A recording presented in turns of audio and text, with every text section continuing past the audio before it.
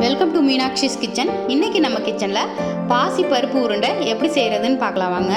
பாசி பருப்பு 1 cup, 3/4 cup நாட்டு சர்க்கரை, நெய் தேவையான அளவு.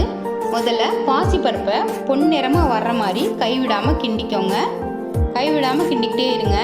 இது ரொம்ப ஈஸியாக செய்கிற ரெசிபி தாங்க. 10 நிமிஷத்தில் செஞ்சு முடிச்சிடலாம். பாசி பருப்பை மட்டும் நல்லா பொன்னிறமாக வறுத்துக்கோங்க. வறுத்த பாசி பருப்பை தட்டில் கொட்டி ஆற விடுங்க. ஆறின பிறகு மிக்ஸி ஜாரில் போட்டு நல்லா மாவு மாதிரி ஒரு வாட்டி அரைச்சி எடுத்துக்கோங்க. அரைச்சி முடித்த பிறகு நாட்டு சர்க்கரையும் சேர்த்து திரும்பவும் அதை ஒரு வாட்டி அரைச்சி எடுத்துக்கோங்க. இது ரெண்டும் சேர்ந்த கலவையை ஒரு பாத்திரத்தில் போட்டு நெய்யையும் சேர்த்து கையால் கிண்டி விடுங்க. இது எல்லாத்தையும் சேர்த்து மறுபடியும் மிக்ஸி ஜாரில் போட்டு ஒரு வாட்டி அரைச்சி எடுத்துக்கோங்க.